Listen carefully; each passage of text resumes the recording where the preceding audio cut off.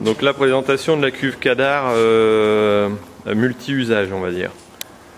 Donc là le branchement est réalisé pour être sur un broyeur à pommes de terre et donc réaliser le défanant après le passage du broyeur. Donc là on est sur un système de cuve avec une régulation débitmètre ou pression qui est équipé d'un moteur hydraulique pour avoir une plus grande plage de régulation au niveau des utilisations, pour pouvoir faire à la fois du traitement localisé et à la fois de l'engrais liquide en faisant ni plus ni moins varier la vitesse de la pompe. Donc là on a un système complet de 4 sections avec vitesse GPS monté pour un broyeur. Cet équipement peut être adapté pour l'engrais liquide, peut être adapté pour du binage, pour être adapté du désherbinage ou du traitement localisé à la plantation.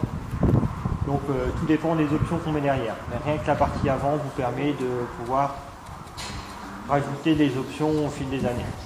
D'accord. Nous pour l'Accuma, pour l'instant, on a opté pour un système de pulvérisation après le broyeur, d'incorporation d'azote sur la planteuse et aussi pour une désherbineuse à maïs. Donc là, on peut voir l'équipement. On peut baisser la rampe peut-être pour la voir un peu.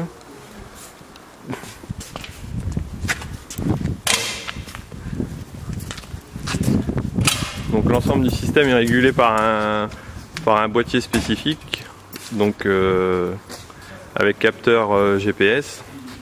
Et donc là on a une rampe donc pour les 4 passages de but à 90 avec 2 rampes réglables en hauteur et qui permettent de pulvériser sur la buse, sur la butte, pardon.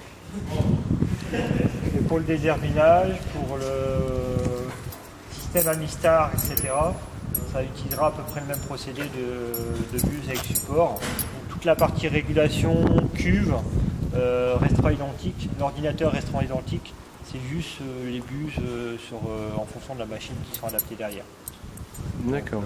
Système travaillant déjà sur du désherbinage, sur du traitement localisé betterave à l'implantation, sur de l'Amistar, sur de l'engrais liquide, sur des rampes avant pour enfouissement à Vadex, devant rotative.